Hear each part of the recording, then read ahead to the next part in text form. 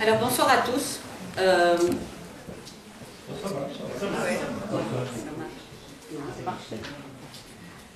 Comme ça marche.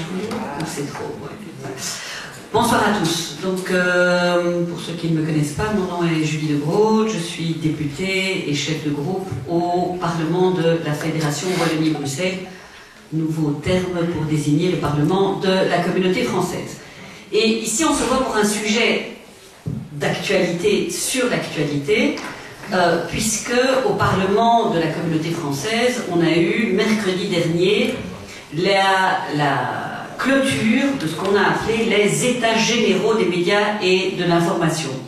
Je veux dire en cours les EGMI. Alors c'était quoi? Pendant 3 ans, on a vu tout le secteur de la presse, aussi bien de la presse écrite que de la presse audiovisuelle.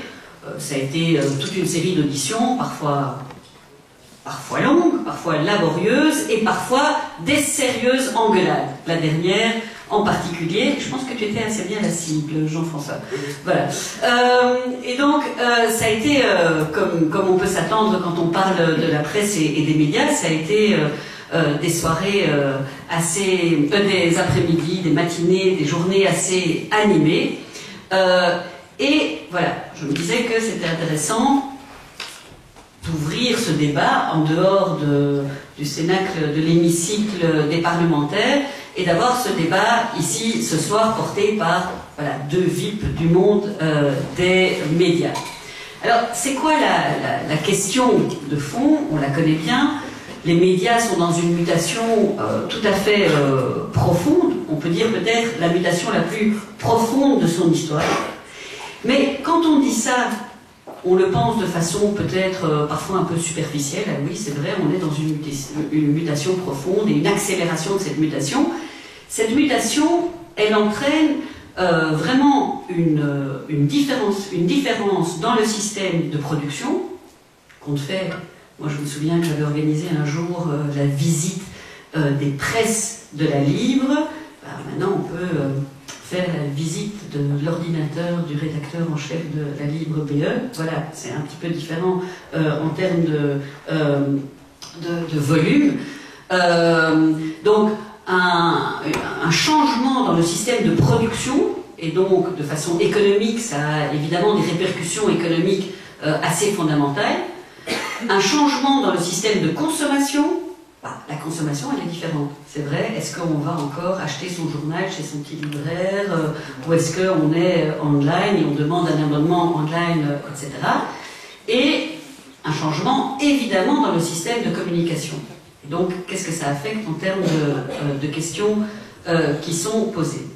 Donc, la question qui se pose, c'est est-ce que, pour parler un peu un langage politique, hein, c'est mon rôle, est-ce que c'est un danger ou une opportunité? C'est vraiment ça la question. Est-ce que c'est un danger ou est-ce que c'est une opportunité de se retrouver à un moment avec vraiment une mutation aussi profonde? Et moi j'avais une série de questions à poser à nos orateurs pour lancer le débat, et puis eux-mêmes en auront d'autres et auront d'autres choses à dire.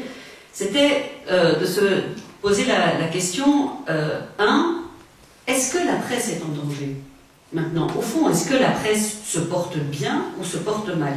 Pourquoi est-ce que je dis ça? On a tous suivi un peu l'affaire Tectéo, c'est-à-dire le rachat de l'avenir par Tectéo, et je ne parle pas maintenant de si oui ou non l'intercommunal doit participer ou peut participer dans le journal, ça c'est une autre question. Je parle de la raison qui a été mise en avant pour justement justifier ce rachat. Cette raison était de dire, on veut tous du pluralisme, tout le monde demande le pluralisme des médias, mais le pluralisme, il faut encore qu'on puisse l'assurer. Et des tout petits groupes n'arriveront plus à survivre.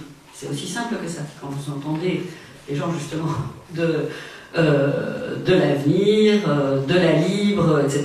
s'exprimer, ils disent, attention, vouloir le pluralisme, c'est très bien, et c'est souvent mis en avant par les politiques qui disent le pluralisme, c'est contre la pensée unique, etc. Mais ça a un coût, et il faut pouvoir l'assurer. Donc, est-ce que la presse est en danger? Est-ce que, du coup, on doit aussi pouvoir prendre des mesures qui continuent à assurer ce pluralisme? Alors, deuxième question, c'est cette difficulté croissante à maintenir la distinction entre les métiers traditionnels de l'écrit, la presse écrite, et les métiers de l'audiovisuel. On ne va pas rentrer dans le conflit qui a opposé la presse écrite avec la RTBF, on ne va pas rentrer maintenant, mais voilà, vous voyez déjà le conflit, mais c'est pour dire que l'audiovisuel, c'est-à-dire par exemple la RTBF, fait de plus en plus de l'écrit. Et donc, au fond, la définition de ces métiers est de plus en plus floue. C'est ça, je pense, qui intéresse ce soir. Et ça, c'est vraiment, je pense, quelque chose d'assez passionnant et dont on a pas mal parlé dans les EGMI, au cours des EGMI, c'est la mutation. Les mutations en cours ont des incidences très profondes sur ce qui sont considérés comme des droits fondamentaux. Et, des tensions entre des libertés fondamentales. Et c'est d'une part la liberté d'expression, liberté de la presse, liberté de l'expression, et ce qu'on appelle les droits de la personnalité. Droit de la personnalité, ça veut dire droit à la vie privée, droit à l'image, etc. Donc là, c'est vraiment intéressant de voir ça de façon très pratique. Et je pense que Dorian de Méus est confronté à ça tous les jours. De quoi est-ce qu'on parle? Du droit de réponse, par exemple. Le droit de réponse, c'est vrai qu'il est différent aujourd'hui, où on a tout de suite une nouvelle news qui paraît et à laquelle on doit pouvoir réagir ou pas. Donc le droit de réponse, c'est différent aujourd'hui qu'hier où on prenait sa plume, on envoyait un journal qui, le cas échéant, le publiait 2 jours après. Donc le droit de réponse, le droit à l'oubli. Je ne sais pas si vous allez en parler. Oui, je veux bien. Ok. Alors je ne vais pas en parler maintenant. Le droit à l'oubli, est-ce que maintenant, avec les nouvelles communications, on va à chaque fois ressortir quelque chose qui vous concerne, voilà, même si c'est une histoire qui arrive 5 ans après, 10 ans après, qui ne concerne pas ce pourquoi on vous parle. Est-ce que le droit à l'oubli aujourd'hui est possible? Et alors, des conflits plus fondamentaux, justement, entre la liberté d'expression et les droits à la vie privée, etc., c'est par exemple le droit à l'image. Est-ce qu'on peut interdire au préalable de la presse de venir dans des cours et tribunaux? Est-ce qu'on peut interdire au préalable la diffusion d'une émission ou d'un article ou d'un livre? Alors ça, c'est un vrai problème parce que dans notre droit actuel, on ne peut pas, et la Cour européenne des droits de l'homme l'a confirmé, mais voilà, certains juges, par exemple, ont dit mais c'est absurde, on doit pouvoir protéger, par exemple, la personne quand il s'agit de viol ou de mineurs ou de cas graves, etc. Donc est-ce que, en d'autres termes, la liberté de la presse est un principe absolu? Est-ce que c'est un principe absolu, tellement absolu qu'il ne pourrait en aucun cas céder le pas vis-à-vis du respect à l'image, de la protection de la vie privée, alors même peut-être, et ça c'est un peu la position qu'on a défendue lors des EGMI, que peut-être qu'aujourd'hui, alors le dernier aujourd'hui, quand on parle aussi de la dépénalisation du délit de presse, hein, donc le fait qu'un délit de presse puisse paraître au pénal ou pas, aujourd'hui, peut-être que ce n'est plus un petit journaliste qu'il faut absolument protéger contre des grands méchants, parfois un peu obscurs, parce que le petit journaliste, eh ben, voilà, il met sur son blog, sur la Libre BE, un petit buzz, et ça peut faire très mal. Donc voilà, ça c'est vraiment des questions fondamentales qu'on se pose sur l'évolution de ces libertés fondamentales par rapport à ces mutations profondes. Alors, nous on avait fait 2 propositions suite aux EGMI. La première, c'était d'avoir vraiment une instance qu'on a appelée Mediagora une instance de concertation entre tous les acteurs concernés, pour pouvoir vraiment à la fois connaître le milieu et pouvoir s'exprimer en connaissance de cause, c'est-à-dire une médiagora qu'il n'y a pas maintenant. Maintenant, il y a un peu les policiers de l'audiovisuel, de CSA, il y a des échanges plus ou moins régulés, mais il n'y a pas vraiment une instance de concertation qui permettrait d'objectiver des décisions à prendre par le politique et donc de faire des arbitrages pour le politique. Et la deuxième proposition, qui n'est pas que de la sémantique, et qu'on a soutenu avec tous les partis de la majorité, qui était de passer d'un ministre de l'audiovisuel, donc aujourd'hui Fadila Lanan est ministre de l'audiovisuel, à un ou une ministre des médias, comme en Flandre. Hein, on a un ministre des médias. Pourquoi? Parce que, c'est un peu ce qu'on dit de façon un peu philosophique, on a aujourd'hui une sorte de confusion entre l'État régulateur, hein, l'État régulateur qui est le nôtre, et l'État opérateur, quand même, à travers les subventions de la RTBF, c'est-à-dire souvent perçu par le secteur comme étant très prégnant sur l'audiovisuel par rapport à la presse écrite. Voilà quelques idées pour lancer le débat. Et je vais d'abord passer la parole à Jean-François Raskin. Jean-François Raskin, qui est vice-président du conseil d'administration. Je n'ai pas fait tout le truc, je dis juste deux choses. Je n'ai pas fait tout le CV. Voilà. Il est vice-président du conseil d'administration de la RTBF, après avoir été président du conseil d'administration de la RTBF, et il est à la fois administrateur général et professeur à l'IEX. Jean-François. Merci. Merci Julie. Avant de vous parler un peu de la presse et de quelques considérations, je pense que ce qui est intéressant aussi, c'est de vous écouter et de vous entendre poser des questions, et nous tenterons d'y répondre. J'aime bien, quand je parle de la presse, rappeler deux, trois choses qui sont des aspects historiques de l'évolution de la presse, mais ça me paraît toujours important de le faire. L'histoire de la presse n'est pas une vieille histoire, c'est pas la presse libre, indépendante, telle qu'on la connaît aujourd'hui.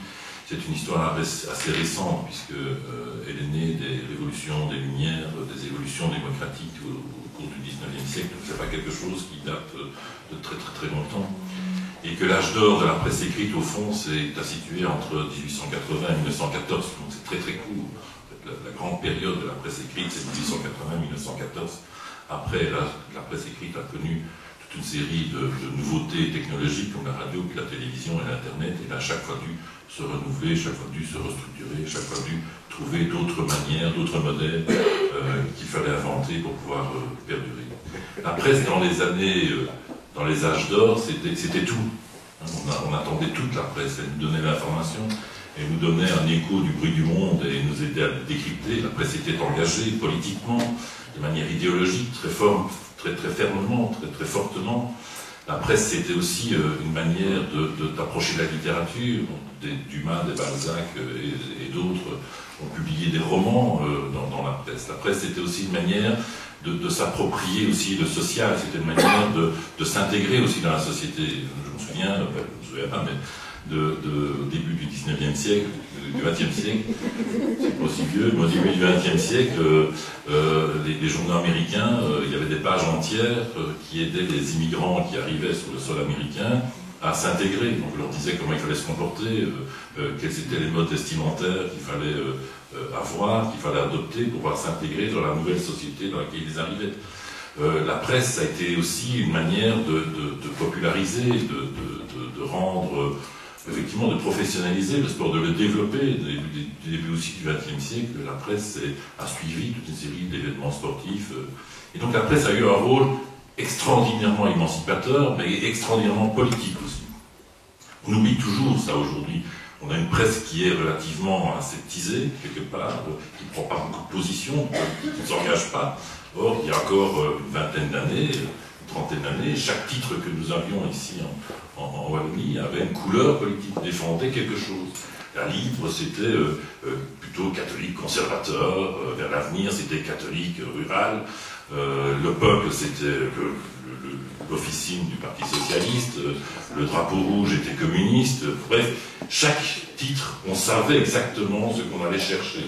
On savait exactement, c'était des journaux qui nous confortaient, qui nous donnaient en quelque sorte un sens à la réalité dans laquelle, qui était la nôtre à l'époque.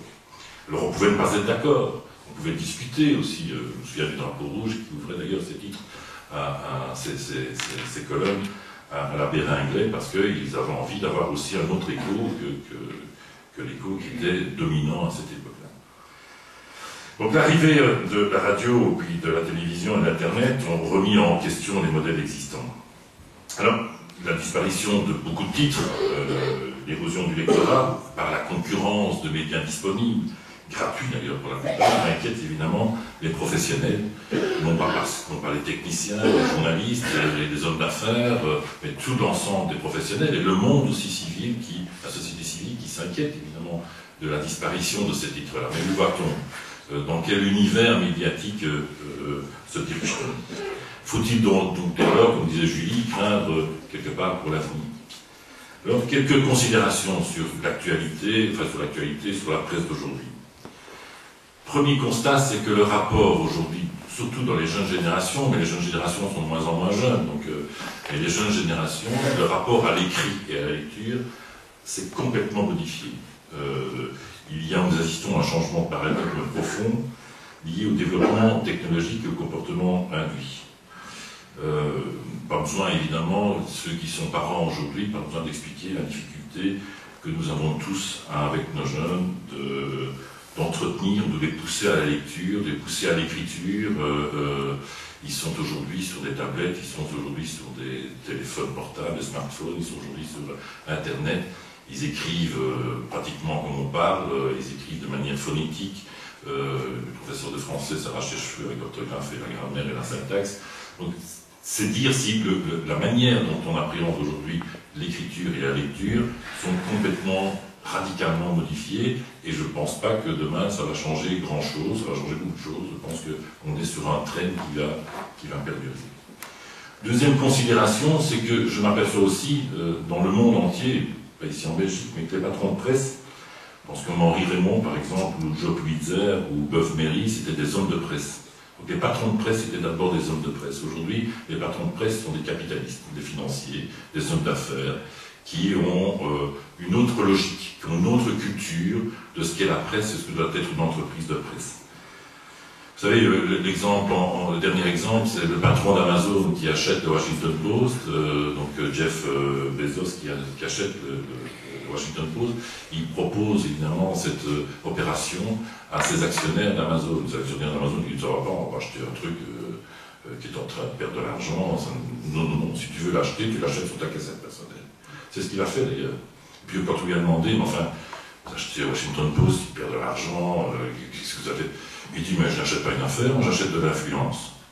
Donc ça ne m'intéresse pas, je sais que je perds de l'argent, j'en ai tellement que de toute façon, peu importe, mais j'achète de l'influence, je n'achète pas une affaire, je ne vais pas faire une affaire avec ça. Et donc l'intérêt finalement des financiers, c'est moins dans l'aspect éditorial, dans le projet éditorial, que dans l'influence supposée, encore faut-il qu'elle soit réelle, l'influence supposée que les pouvoirs prêtent aux médias, quels qu'ils soient. On sait depuis de nombreuses études que l'influence supposée, en tout cas, des médias sur les pouvoirs est toute relative, mais il fait que les hommes et les femmes politiques s'intéressent beaucoup à la manière dont ils sont présents dans les médias et ils accordent énormément d'importance à leur nom, quelque part, ou leur photo, ou leur image à la télévision. Or, on sait que les images, les informations, elles passent, elles s'oublient, et qu'il reste très très peu de choses finalement dans la mémoire. Avec le paradoxe évidemment dans les pays développés comme la France, je cite un journaliste qui disait la France par exemple, dépendant de l'argent public avec les aides directes et indirectes, la presse n'est plus une industrie normale capitaliste, le système veut aujourd'hui que moins elle vend, plus elle touche de subventions. Et dans une telle situation, on peut se demander si les dirigeants n'ont pas davantage intérêt à consacrer leur énergie à lobbyer auprès des politiques plutôt qu'à imaginer nos médias futurs. C'est la France, On sait qu'en Belgique, ce n'est pas du tout comme ça que ça se passe. Troisièmement, la hiérarchie de l'info. Il est clair aujourd'hui que dans une presse qui est soumise en permanence à une concurrence de plus en plus forte, hein, chaque titre essaie de se battre pour sa survie, la hiérarchie de l'info est remise en question. De quoi faut-il parler? Comment? Aujourd'hui, je ne voudrais pas être rédacteur en chef d'un quotidien, je ne veux pas être d'Orient. Dans le magma des infos qui déferle aujourd'hui sur l'ensemble des supports, comment se distinguer par rapport aux autres? Comment accrocher le lecteur? Comment dire au lecteur que ce que nous faisons a du sens et que l'on propose quelque chose qui est original? Quatrièmement, c'est la migration papier-web. On parle beaucoup de ça, la migration papier-web. C'est une opération délicate et aujourd'hui, il y a peu de succès dans le monde. Même aux États-Unis, qui pourtant ont un marché extraordinaire, on cite toujours le New York Times ou Mediapart en France, le Newsweek, on a oublié que le Newsweek était un journal, un magazine qui perdait de l'argent en veux-tu en voilà, qui avait été racheté d'abord par le Washington Post en essayant de le sauver et qui n'a pas réussi, et puis qui l'a abandonné à son triste sort, n'ayant plus les moyens de publier en papier, et s'est contenté en fait de continuer à travailler en diffusant des informations sur le web, puis continue à perdre de l'argent. Le New York Times, on oublie aussi, quand on parle de New York Times ou de Mediapart, je reviens à ce que je disais tout à l'heure, ce sont des médias qui sont... Le New York Times, c'est le plus grand journal américain. Et le New York Times, c'est un journal engagé, qui est engagé démocrate. Il a refusé une carte blanche, ça a même fait un scandale aux États-Unis, il a refusé une carte blanche de l'ancien adversaire d'Obama, dont j'oublie le nom, McCain. Il a refusé une carte blanche de John McCain et ça a provoqué un véritable questionnement aux États-Unis sur ce qu'était la presse aujourd'hui aux États-Unis, et le New York Times en particulier. Mais le New York Times a toujours affiché sa tendance démocrate, sauf une fois, il faut quand même le dire, sauf une fois où ils ont soutenu à la mairie de New York Michael Bloomberg, qui était pour eux un républicain, mais un républicain relativement modéré, et ils avaient ils ont décidé de soutenir ouvertement la candidature de Bloomberg. Et donc il y a Mediapart, on va pas se mentir, Mediapart c'est un média qui est carrément engagé, avec un type de journaliste qu'il défend, d'investigation, avec un rôle affirmé de ce que doit être le journaliste. Ça doit être le véritable poil à gratter de la démocratie, ça doit mettre en contradiction les gens, et avec une option philosophique idéologique clairement identifiée aussi. Et donc, ce sont des cas isolés, et plein de paradoxes.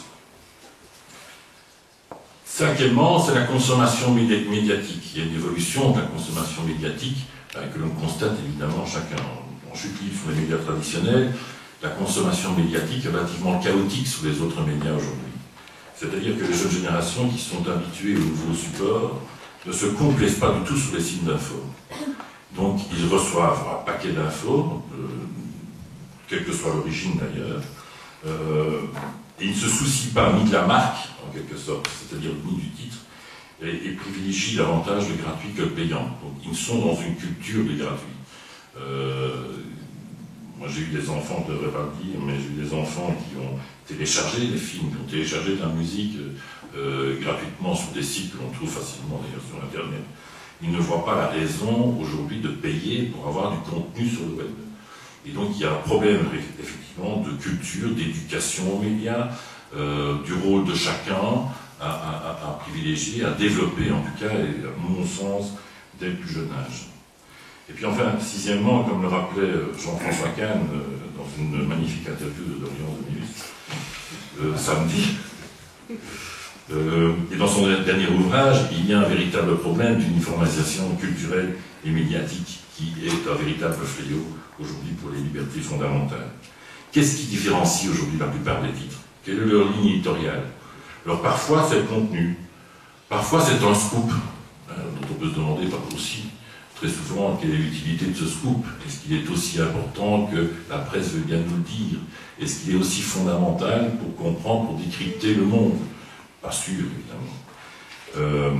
Mais la presse aujourd'hui, elle donne rarement du sens, c'est-à-dire une grille de lecture de la réalité. Elle donne rarement aussi, comme dirais-je, elle favorise très peu le débat d'idées, en quelque sorte, encore qu'il y a des journaux à libre le fait, d'autres aussi, mais il y en a qui, pas du tout. Et c'est ceux qui marchent le mieux. malheureusement. Et encore moins, évidemment, des prises de position soutenues. Jean-François Kahn a toujours dit un jour il est venu à l'IEX rencontrer des étudiants, il a dit une chose qui était assez fondamentale, me semble-t-il, c'est que aujourd'hui, le malheur de la presse, c'est qu'elle ne prend plus position, elle ne dit plus les choses. Elle cherche tellement à être consensuelle en se disant, au fond, il faut augmenter notre part de marché. Comment augmenter notre part de marché? C'est en donnant, en quelque sorte, toutes les aspérités, en essayant de contenter, en quelque sorte, tout le monde, toutes les classes sociales, toutes les situations professionnelles, toutes les situations sociales que l'on peut rencontrer. Essayer de trouver, d'ouvrir au public le plus large possible. Eh bien, en faisant ça, dit Jean-François Kahn, on ne s'ouvre à personne, on n'intéresse personne, et on ne vend plus à personne. Et donc il y a un vrai questionnement, me semble-t-il, que la presse doit avoir, que les journalistes doivent avoir, les rédacteurs en chef doivent avoir, et les patrons de presse doivent avoir, c'est est-ce qu'il n'y a pas aujourd'hui un rôle qui n'est plus un rôle simplement de compte-rendu de quelque chose, d'une réalité, et encore d'une réalité qui est découpée, et quand on découpe les choses, on trahit forcément. Est-ce qu'il n'y a pas autre chose à faire? Est-ce qu'il n'y a pas des positions à défendre? Est-ce que la société est à ce point harmonieuse, développée, avec un projet qui est terriblement positif, qu'au fond, on doit être gentil, on doit être sympathique, et on doit surtout ne heurter et ne blesser personne.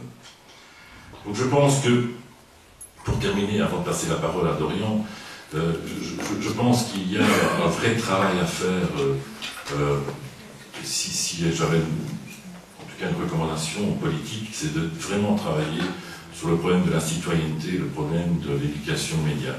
Il y a suffisamment d'enjeux aujourd'hui, en Belgique, mais en Europe, dans le monde.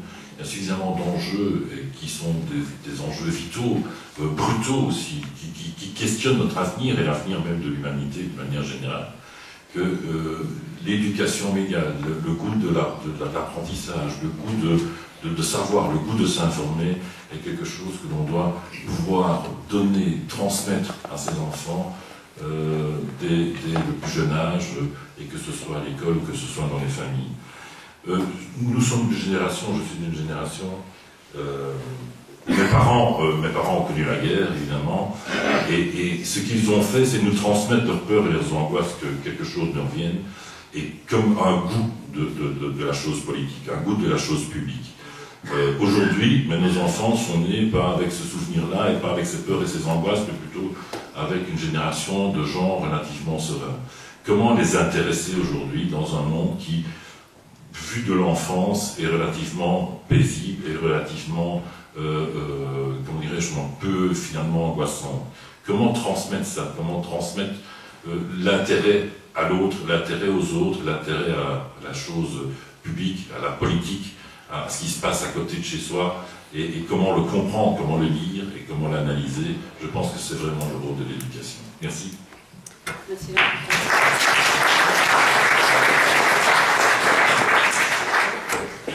Merci Jean-François Raskin. On enchaîne avec Dorian de Méus, qui est rédacteur en chef de la Libre.be. Alors vous faites de la hiérarchie dans les infos, les petits buzz que je vois là. Est-ce qu'il y a du sensationnalisme? Est-ce que vous prenez position? Est-ce que, voilà, non, parce que je lui ai dit, il ne faut pas qu'il écrive que les patrons de presse, avant les patrons étaient des hommes de presse, maintenant c'est des capitalistes. Tu vas voir que tes mots vont être tout de suite repris dans les petites brèves d'Orient de Méus. Défendez-vous, quoi, face à ces mutations. Bonjour à tous.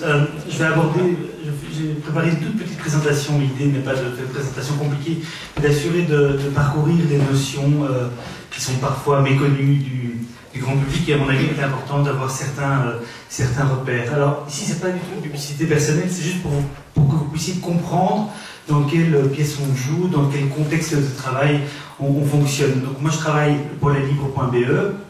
On est dans le même service que DH.be. Ensemble, on fait 350 à 400 000 visiteurs uniques par jour. Donc ça vous permet de comprendre l'importance de ça. La RTBF.be fait un peu plus de 200 000, si je ne me trompe pas, et Sud Presse est aujourd'hui numéro 1 avec Sud Info. Voilà, ça vous permet de bien comprendre. Au niveau des vidéos, parce que j'ai aussi la vidéo à ma charge, on fait 2 millions de vidéos vues. C'est beaucoup quand on sait que France Télévisions fait en France 6 millions de vidéos vues par mois. Alors, ce qui est important aussi de très bien comprendre, et pour la Libre c'est essentiel beaucoup plus que pour d'autres médias, c'est la différence qui existe entre le public du site et le public du journal. C'est la raison aussi pour laquelle nous sommes la seule rédaction web d'un journal à avoir justement une rédaction propre, avec une ligne éditoriale qui lui est propre aussi, mais qui respecte largement celle du journal. Le public de la Libre.be, c'est 50% de gens entre 16 et 34 ans, alors que le journal, c'est 50% au-dessus de 65 ans. Voilà, je pense que c'est assez clair de comprendre qu'on ne vise pas le même public, et donc il ne faut parfois pas s'étonner de voir des sujets qui sont dans le journal, qui ne sont pas repris sur le site, ou vice-versa, des sujets qui sont sur le site et qui n'intéressent pas du tout les lecteurs du journal. L'objectif, c'est de évidemment rapprocher ces deux publics petit à petit, de façon douce mais certaine, et c'est ce qu'on essaie de faire en tout cas depuis 2 ans. Au niveau organisation, le web a ses propres réunions de rédaction et on retrouve les responsables du journal 2 fois par jour pour se coordonner sur le programme de la journée et les informations que nous avons en haut. Je dis bien en haut, parce qu'on n'est pas du tout dans la même salle, ce que nous avons en haut et en bas. Le fait de ne pas être ensemble, ça peut être un problème en soi. Il faut savoir que Le Monde en France, son site internet est dans un autre immeuble que sa rédaction papier. Et alors, il y a un élément très important, c'est la coordination entre toutes les rédactions du groupe IPM, c'est-à-dire la radio. On a donc DH Radio, mais on a également les autres médias comme Paris Match, Essentiel et autres. Les défis rédactionnels, donc ça c'est le deuxième slide, pour nous c'est avant tout la réactivité, avec tous les dangers, tous les avantages, toute la chance qu'on a justement de pouvoir réagir vite. Il faut savoir qu'aujourd'hui, le média le plus rapide, ce n'est plus la radio, comme ça a été il y a très très longtemps, ce n'est plus Internet, c'est Twitter, c'est une information qui est mise sur Twitter, qui part aussi vite qu'un SMS, et après, plus moyen de la récupérer. Donc, il y a une sensibilisation qui doit être faite auprès de tous nos journalistes pour qu'ils soient présents, évidemment, sur Twitter, mais aussi pour qu'ils utilisent Twitter de façon intelligente et journalistique. Oui, pas comme Yves Le Terme. Justement. Donc, ce qu'on fait aussi, c'est de l'actualité généraliste, ça vous le savez, mais on ne se limite pas à ça. Ceux qui disent que le site de la Libre.be ne fait pas assez d'actu, ils se trompent complètement. On fait 3 choses. On fait de l'actualité généraliste, ce qui comprend tous les éléments que vous pouvez voir sur le slide, mais on fait aussi et surtout des opinions. On est un site où on veut donner la parole à tout le monde, où Jean-François Kahn était ce week-end l'invité du samedi. On essaye d'avoir des gens qui viennent donner un point de vue qui n'est pas celui de la rédaction, qui n'est pas celui de lecteur forcément, c'est juste avoir une image précise de quelqu'un qui vient parler d'immigration, qui vient parler d'économie, qui vient parler de la presse. Et pour nous, il est extrêmement important de pouvoir proposer des cartes blanches. Aujourd'hui, j'ai encore eu 2 personnes au bout du fil pour leur dire, voilà, faites-nous une carte blanche là-dessus et là-dessus, parce que c'est quelque chose qui fonctionne très bien sur le web. Alors, c'est pas seulement pour avoir des clics, c'est aussi pour avoir un média qui est présent autrement que les autres. Les concurrents, comme Sud Info, par exemple, qui est numéro 1, ne proposent pas du tout d'opinion. Donc là-dessus, on va se différencier. Et si on propose des opinions de qualité, on arrive à attirer des gens et à leur donner envie de revenir pour lire les opinions qui peuvent bien fonctionner sur notre site. Et puis un autre aspect, évidemment, c'est le multimédia. C'est ce qui nous différencie à 100% évidemment du journal. Et là, on peut mettre des tweets, on peut mettre des vidéos, on peut mettre des sons, on peut faire énormément de choses, comme des sondages web, qui n'ont pas de valeur scientifique évidemment, mais c'est toutes des choses qu'on peut faire en temps réel et qui nous permettent d'avoir une valeur ajoutée par rapport à un journal écrit.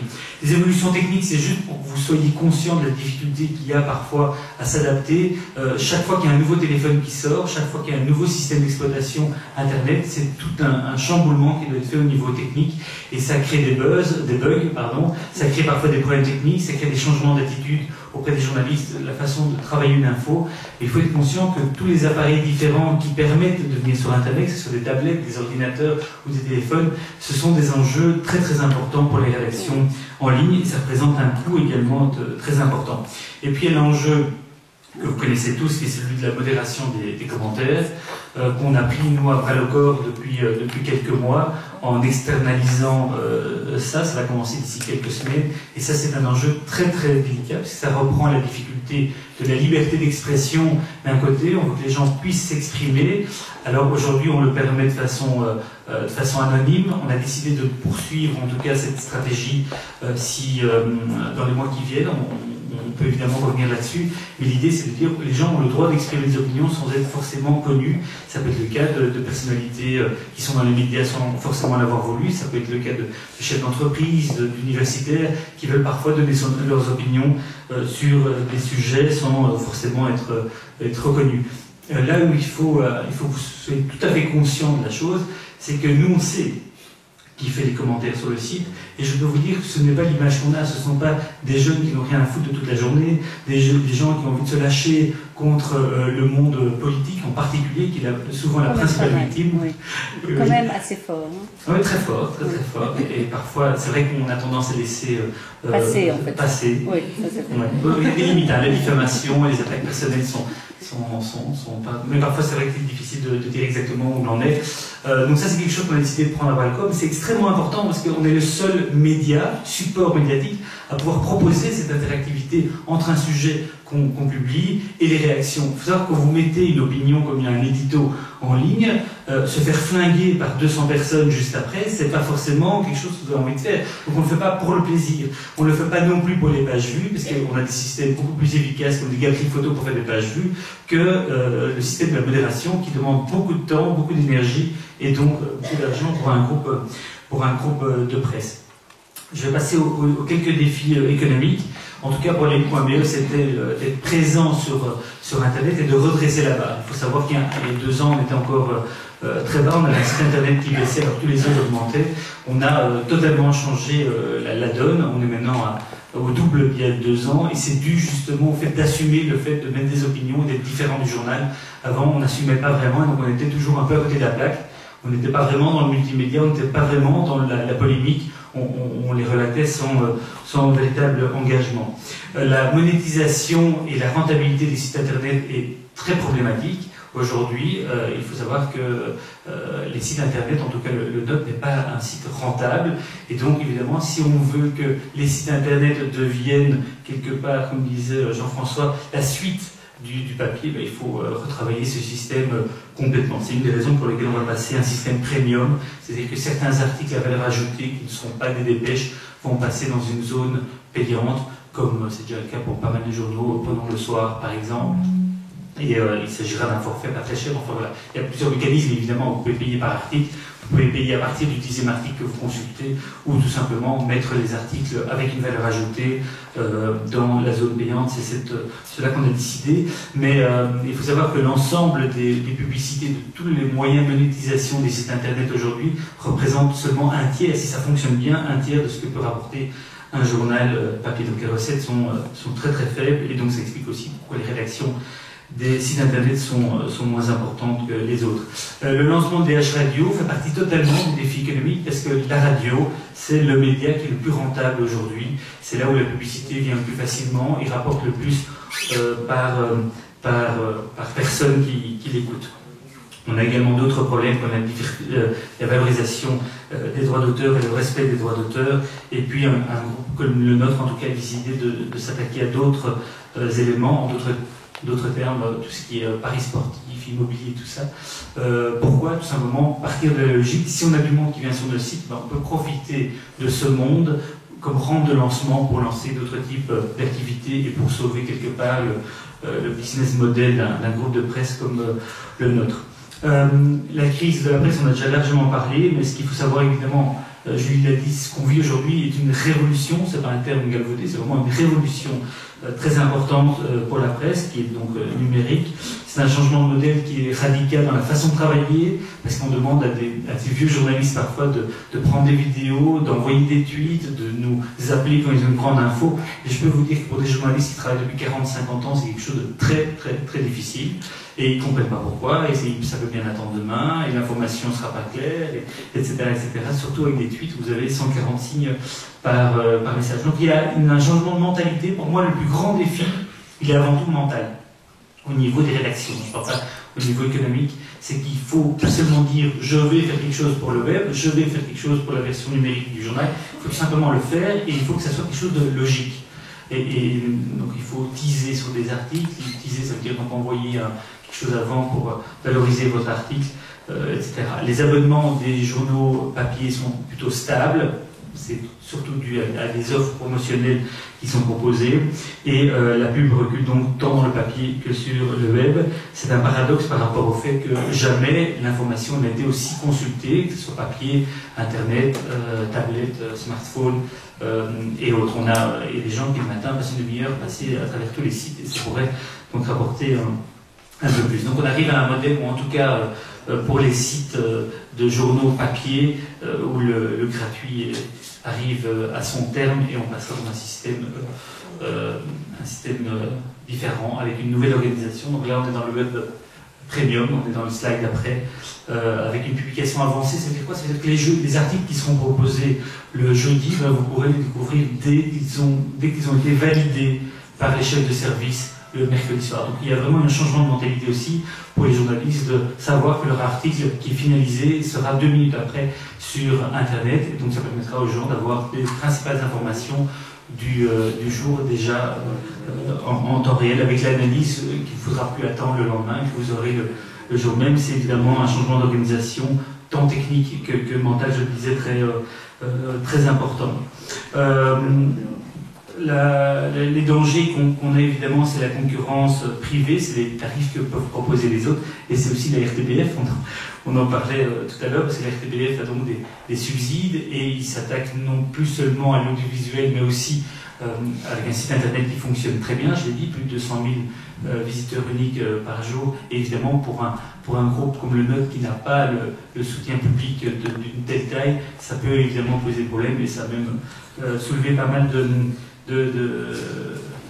comment dire, de polémique. Voilà, même devant les tribunaux. Donc, un autre point très très important, parce que vous en parlerez sans doute, c'est les réseaux sociaux. Il faut être tout à fait conscient que les réseaux sociaux, c'est pas juste quelque chose entre amis ou dans lesquels on partage des photos et les noms de l'enfant qui vient de naître. C'est beaucoup plus que ça. C'est devenu un média à part entière. On a 15% de notre trafic sur le site qui provient de Facebook.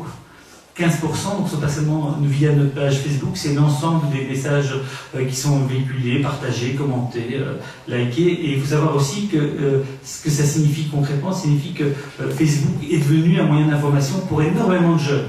Pour les jeunes, ils vont sur Facebook, ils vont plus sur les sites et ils ont l'impression d'avoir toute l'information du jour. Aujourd'hui, c'est de plus en plus faux d'avoir ce raisonnement-là parce qu'il y a des nouveaux algorithmes utilisés par Facebook qui font qu'un sujet sur 2 ne vous sera jamais montré. Donc si on en met un toutes les heures, vous en verrez un pour les 4 dernières heures, vous ne verrez pas les autres.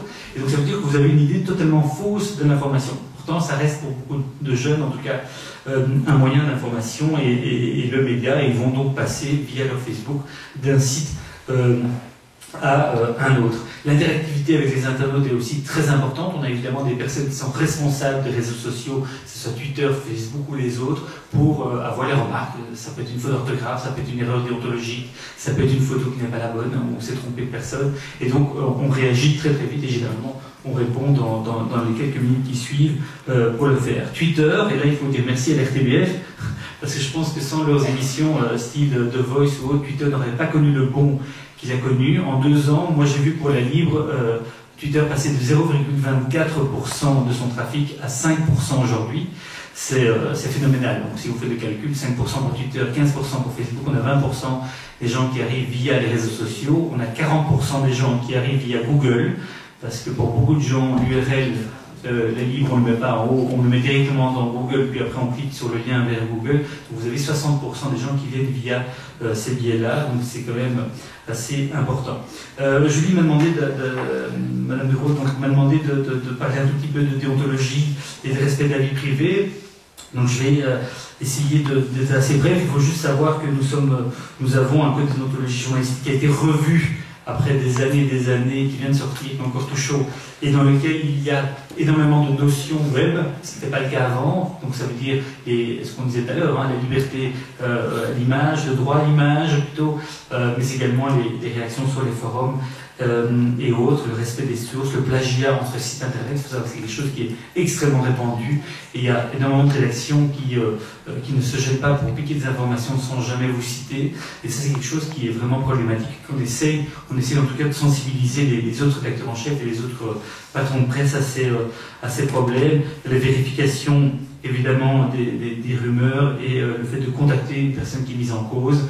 Parfois, dans la réactivité, la rapidité d'une information qu'on a, on a parfois du mal, enfin certains journalistes ont du mal à appeler une personne, par exemple un homme politique, une femme politique, pour savoir si telle ou telle chose est vraie, et ça ce sont des dérapages déontologiques qu'on retrouve, il est vrai, plus facilement dans les tabloïds ou dans les sites web, et c'est quelque chose sur lesquels on travaille évidemment beaucoup.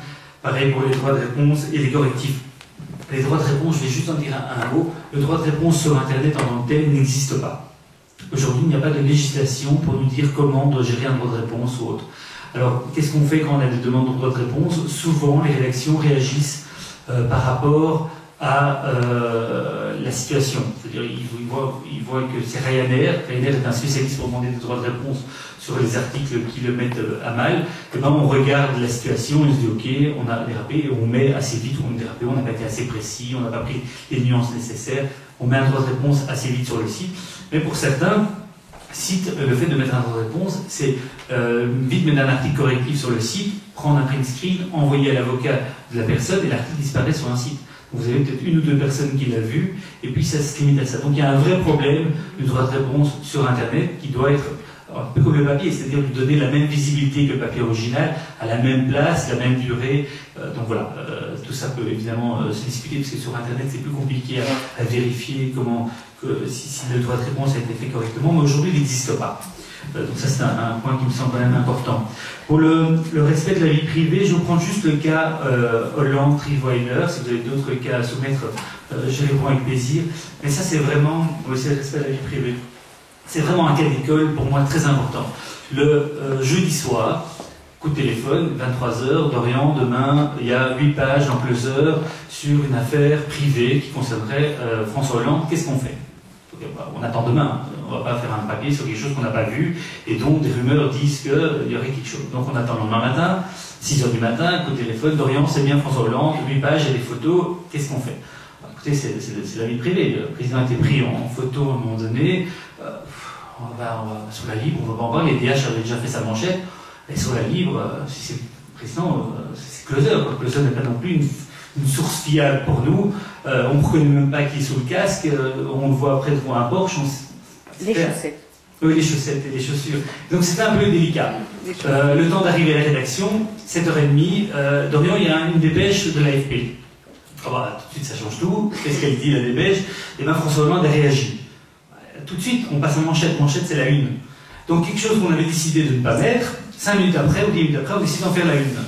Et bien, c'est tout simplement parce que le président a fait une affaire. En parlant à l'agence France Presse, en contactant l'agence France Presse, la presse dite sérieuse était obligée de rentrer dedans. On ne pouvait pas, la Libre en a fait 4 pages le lendemain, sa manchette, on ne pouvait pas passer à côté. Parce que si vous avez un président qui prend le temps de contacter une agence de presse pour même pas démentir, pour juste donner son point de vue par rapport à ça, on se retrouve dans une situation qui est totalement différente par rapport à la situation juste avant. Et puis après, vous connaissez la suite, la conférence de presse du mardi et tous les éléments qui sont sortis petit à petit. Mais donc on est dans une situation où la liberté d'expression la liberté individuelle, donc la vie privée peut poser question. Mais il faut savoir que si vous avez un président qui décide de changer de première dame, première dame, elle n'avait pas un statut légal ou officiel, mais elle avait un cabinet, elle avait des collaborateurs payés par la République. Comme le rappelait Jean-François Kahn dans cette interview de samedi, on ne parle pas de n'importe qui. Il aurait pu très bien dire j'ai une compagne, je ne suis pas marié avec elle et je ne vous la montre pas. Mais il a décidé de la mettre en avant. Il s'avère que la relation dont on parle aurait débuté avant même son accession à l'Élysée. Donc évidemment ça pose des questions et il est évident que toute la presse saute dessus. Je tiens vraiment à préciser aussi qu'on a une attention très particulière pour tout ce qui est mineur. C'est-à-dire ne pas mettre des photos de mineurs et autres sur le site. Il arrive parfois qu'il y ait des erreurs de type on met une photo d'une classe, il y a un journaliste un photographe qui va dans une classe, il prend des photos, puis on réutilise ces photos dans un autre contexte. Ça, c'est quelque chose de très problématique, parce que c'est des photos qui sont mises dans des bases de données école-enfant, et les parents ont dit oui pour une photo, ils n'ont pas dit oui pour l'utilisation que vous allez en faire par après. Il est évident qu'on n'utilisera jamais ce type de photos pour des articles de type pédophilie ou autre, mais ça peut évidemment toujours poser des problèmes à des parents et au droit à l'image. On fait aussi attention évidemment aux victimes d'accidents, et là j'ai la pire expérience de ma vie, ça a été Sierre, où on a été prévenu à 5h30 du matin de l'accident du bus, et à 5h30 du matin, vous savez que ça doit faire votre manchette, mais vous savez surtout que les parents sont prévenus qu'à 8h30, 9h. Et ça, je peux vous dire que quand vous savez ça, ça fait vraiment, enfin, j'ai même du mal à en parler, c'est quelque chose d'horrible, et on a même vécu personnellement un accident de voiture dans ma famille, c'est quelque chose de très très difficile.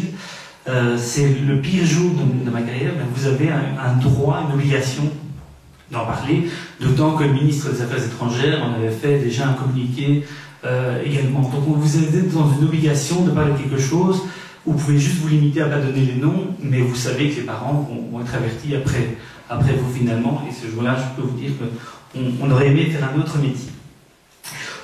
Dernière notion, quelques notions diverses, comme les délits de presse, on en a parlé. Normalement, c'est censé passer en cours d'assises. Depuis la Seconde Guerre mondiale, il y en a eu un, voire deux, pas plus. Donc, autant dire que ça n'a strictement aucun sens de laisser les délits de presse en cours d'assises. Le droit à l'oubli, c'est un problème très très complexe, parce qu'on peut très bien estimer. Le droit à l'oubli, c'est quoi? Vous êtes condamné pour un vol, vous avez volé votre employeur, et Gilbert Dupont de la DH décide d'en faire un petit article. Très bien. 5 ans après, vous cherchez un autre employeur, vous avez payé votre amende, vous avez fait votre peine, et votre employeur va vous chercher sur Facebook ou sur Google plutôt, et il va directement vous retrouver parce que nous sommes extrêmement bien référencés. Et bien ça pose un vrai problème, et en même temps, il y a deux notions qu'il faut avoir en tête. C'est qu'il est impossible pour un groupe de presse d'effacer tous les noms après une période donnée, et puis il est impossible non plus d'avoir un critère extrêmement objectif. Si on peut dire, une fois que la peine est passée, une fois qu'elle est libérée, on pourrait retirer le nom. Je vous cite le nom de Michel Martin. Est-ce qu'aujourd'hui on doit retirer tous les articles dans lesquels sont mentionnés Michel Martin? Ça pose beaucoup de problèmes, et techniquement aussi, c'est un débat qui risque d'être extrêmement compliqué, même si c'est quelque chose qui doit pouvoir être fait. Et la solution que nous on a trouvée en tout cas, c'est quand on reçoit des demandes justifiées, c'est-à-dire où l'affaire date, où les choses ont été, par exemple, où la personne a été acquittée par après, on retire le nom, et on retire également sur demande les liens vers Google, parce que c'est vraiment ça le problème. C'est pas tellement le fait de nous retrouver sur le site, c'est le fait de faire des recherches via Google. Le droit de réponse, j'en ai parlé, et je le disais aussi, mais je ne vais peut-être pas préciser assez, qu'il doit s'étendre aussi à d'autres types de médias comme Facebook et Twitter, parce que là aussi il y a finalement une forme de mémoire numérique. Et voilà, pour le reste, ici j'ai pas grand-chose à dire. Je veux bien passer au dernier slide. Je reviendrai peut-être à la presse si vous avez des questions là-dessus. Le dernier slide, c'est sur IBM et l'avenir. Voilà, évidemment. Je ne suis pas mandaté par mon patron de presse pour venir raconter ce qui se passe en ce moment, mais juste vous donner la situation actuelle, c'est qu'il y a un groupe d'audit, une société qui s'appelle McKinsey, qui a été chargé par le ministre wallon de l'économie, donc M. Marco, de consulter les 3 principaux éditeurs belges, de voir quelle était la situation. L'avantage de ça, c'est surtout de rationaliser un peu le débat, parce que le débat, quand il est sorti, je me souviens, c'était un vendredi soir, quand on a eu l'annonce, c'est tout de suite parti en succès. Jamais on aurait cru, parce qu'on savait très bien qu'il y avait évidemment des pourparlers entre IBM et l'avenir, jamais on n'aurait cru que l'intervention de Tecteo aurait eu un tel impact politique, où on a vu tout le monde politique se jeter dessus et donner son avis. Tout ça, ça a complètement figé les positions, compliqué les choses. Et donc le fait d'avoir une étude extérieure, McKinsey permet justement de prendre un peu de recul, de rationaliser les choses avant les élections. Pas sûr qu'il y aura une décision avant les élections, mais ça reste à voir. L'enjeu, c'est quoi? Je rappelle juste un élément important. Si Tecteo a pris une décision aussi vite pour racheter l'avenir, c'est parce que Rossel avait fait une proposition. Donc l'idée aurait été de mettre Rossel et l'avenir ensemble. Pour nous, évidemment, IBM, ça aurait été une situation très compliquée. Comme vous pouvez voir les chiffres ici, on aurait eu un groupe en face de nous avec 70% de part de marché, ce qui aurait été au niveau privé qui aurait été évidemment extrêmement compliqué. Alors qu'avec l'avenir, on entrevoyait des synergies comme on peut en voir en Flandre avec Mediahuis, des synergies qui eux sont très région. Nous on est assez peu région, même si la DH a évidemment des pages régionales, on est plus fort en politique et en sport avec la DH, donc ensemble il y aurait moyen de trouver quelque chose d'assez intéressant à faire. Voilà pour les points que je voulais aborder. Merci, merci Laurent.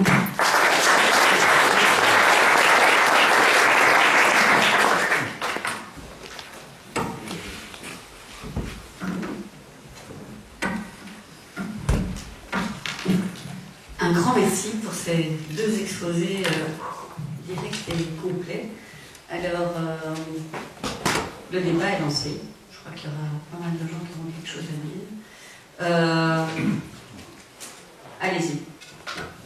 Oui, avec ou sans micro, mais peut-être avec micro, tout le monde entend. Juste une chose.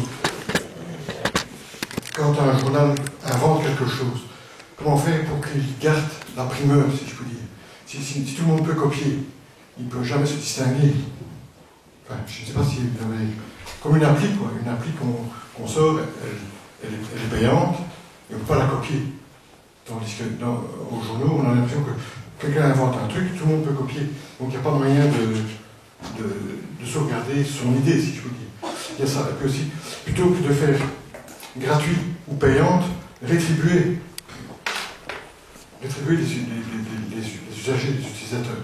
Enfin, c'est une idée, peut-être pas tout le temps. C'est comme la banque, quand on va sur le compte, on est payé, on reçoit un peu d'argent. Et encore une chose, je voulais dire, peut-être un article, plutôt que payer un article, aussi thématique, qu'on puisse suivre la thématique ou l'article pendant toute une certaine période. Parce que on va, enfin, moi je ne vais pas consulter mes journaux tous les jours. Quoi. Encore une autre question, peut-être? Joël Miquet, bonjour. Merci d'être venu malgré le dentiste et tout ça. Si tu viens, mais viens. Mais c'est pas discret, moi je t'ai appris. Deuxième question, oui. Oui, c'est une question plus pratique pour un accès premium. Est-ce qu'il y a des accords avec d'autres médias? Parce que si d'autres médias ne font pas cet accès premium, ça pose des problèmes au niveau de la confiance. On pourrait parler d'une des propositions des EGMI par rapport à ça qui était le kiosque voilà. Une troisième question. Oui, là-bas. Merci.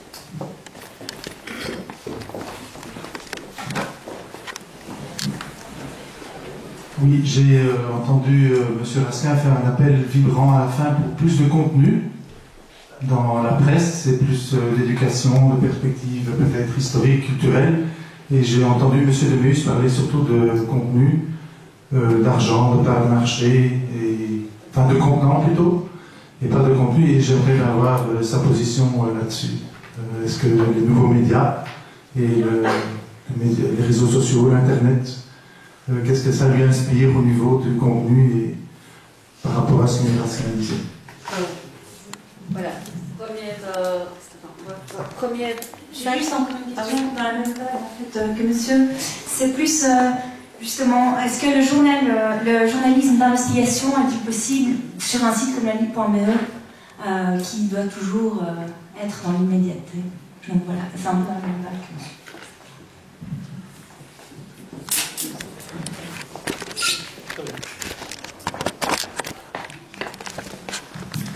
Oui, et là aussi, je trouvais que Jean-François Raskin disait, voilà, c'est intéressant de voir que la presse était engagée. On peut d'ailleurs se poser la question de savoir s'il fallait cette presse tellement engagée, hein, quand tu montres à la fois la Libre, le drapeau rouge, enfin une presse qui était autant liée même à des options politiques. Donc d'ailleurs, c'est pas a priori une bonne chose d'avoir une presse aussi engagée. Mais bref, je trouvais que c'était important de dire il faut aussi pouvoir, par contre, s'engager en tant que journaliste, un peu son propos, et de prendre position, parce que sinon on devient une presse soit un peu tiède, soit qui fait de la sensation. Mais ce que je trouvais intéressant, c'était que la réponse, il y avait une réponses qui n'étaient pas que du contenant, mais du contenu qui était donné par Dorian de Meuf, mais qui était aussi à travers... Alors, ce que j'aurais pas pensé, c'était l'arbitrage entre deux positions, les cartes blanches, voilà, la médiation, par exemple, de ceux qui s'expriment. Et donc, c'est intéressant de voir si, je reprends la question là, est-ce qu'on peut vraiment faire du journalisme d'investigation sur un média aussi libre? Merci. Je vais d'abord répondre à deux premières questions, parce qu'elles sont totalement liées sur l'exclusivité d'une information. Il faut savoir qu'aujourd'hui, quand vous mettez une information sur Internet, elle est automatiquement reprise par les autres sites, donc vous perdez votre exclusivité. Pire, quand vous êtes repris par des journaux, des sites Internet étrangers, on va citer votre concurrent qui en réalité n'a repris que votre information.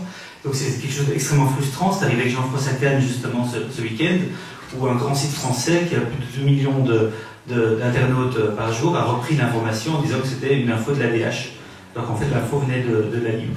Donc il y a un accord entre éditeurs, maintenant il faut qu'il soit respecté, pour dire que tout ce qui sera mis dans des zones payantes doit être protégé de deux choses. De Belga d'une part, qui ne doit pas en faire trop, parce que si Belga reprend l'information avec tous les détails, et bien tout le monde pourra mettre la dépêche Belga qu'il a payée, évidemment, puisqu'ils sont abonnés à Belga sur les sites internet. Donc premier accord avec Belga, deuxième avec les autres éditeurs qui ont aussi une zone payante, c'est le cas de tous, sauf de 7 sur 7, de dire voilà, si une information est dans la zone payante, vous pouvez la reprendre, mais non pas la vider de son contenu. Il faut que les gens aient encore un intérêt à venir chez vous. Donc il y a un accord. Ce problème, c'est 7 sur 7, qui n'en fait pas partie, et qui reprend allègrement l'ensemble des informations qui sont sur les sites payants des autres. Donc là aussi, il y a des contacts qui sont en train d'être pris pour justement faire en sorte que tout le monde soit sur la même ligne, et voilà. Deuxième élément, vous disiez, s'il y a une grande information et qu'on prend l'exclusivité, comment est-ce que vous faites pour la maintenir?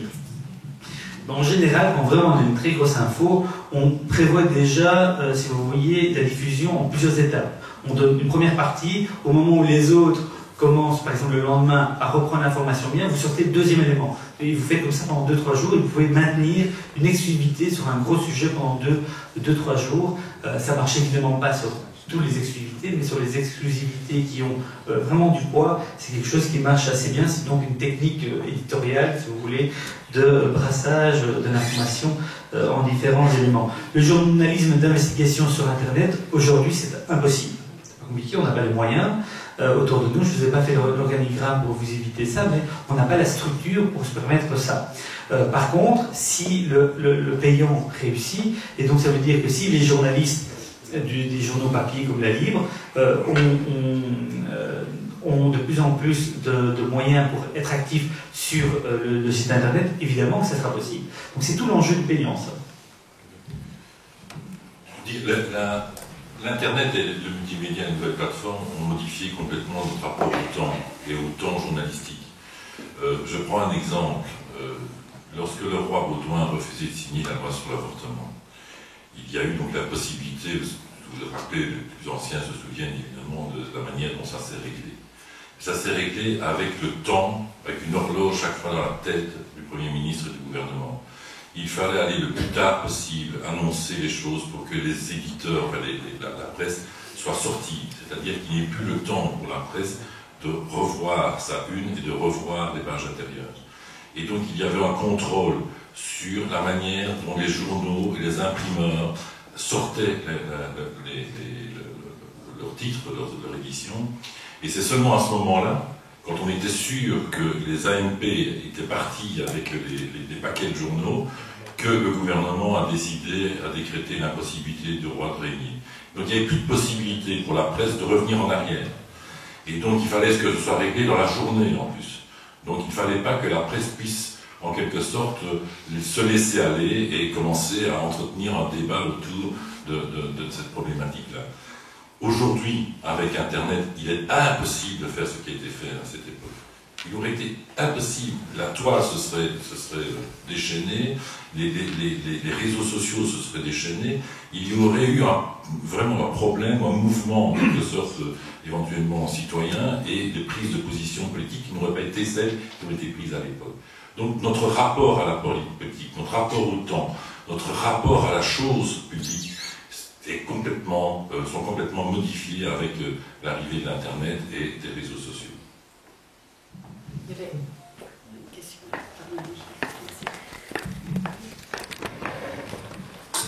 Bonsoir. Moi, il y a une question que je me suis toujours posée lorsqu'on entend dire que la presse ou les médias constituent un quatrième pouvoir. Je n'ai jamais compris pourquoi.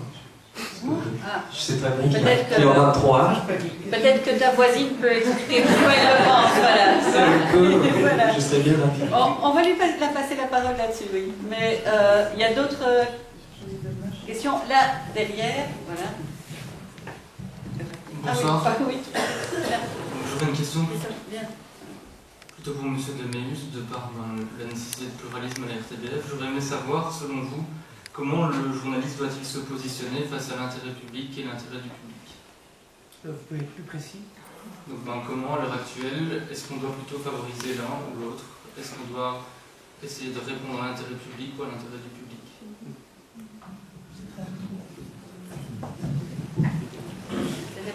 Ou intérêt du public. Oui.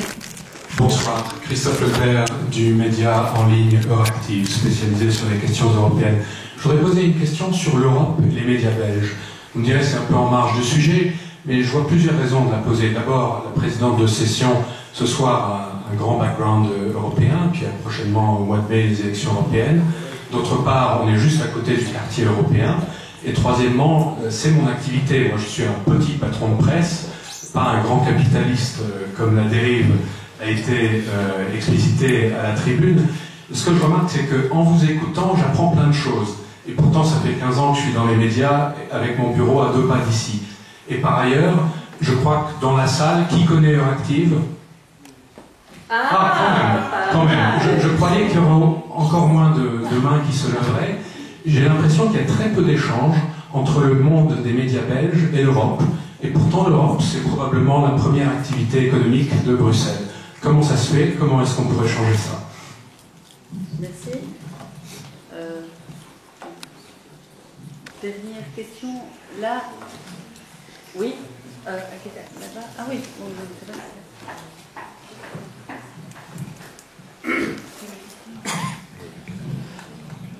Ma question pourrait paraître un peu étonnante, mais je voudrais savoir dans quelle mesure il y a certaines informations qui ne sont pas couvertes. Couvertes ou divulguées? Couvertes. On ne fait pas semblant de rien. Par exemple, prenons le cas de la manif pour tous. Je trouve sur le soir, il y a quelque chose, sur le Figaro, il y a quelque chose, sur la Libre, rien. Alors, je ne sais pas si c'est un nouveau choix éditorial, je ne sais pas non plus, enfin qu'importe, ça vous appartient. Mais bon, ça me pose question, c'est tout. C'est juste un détail.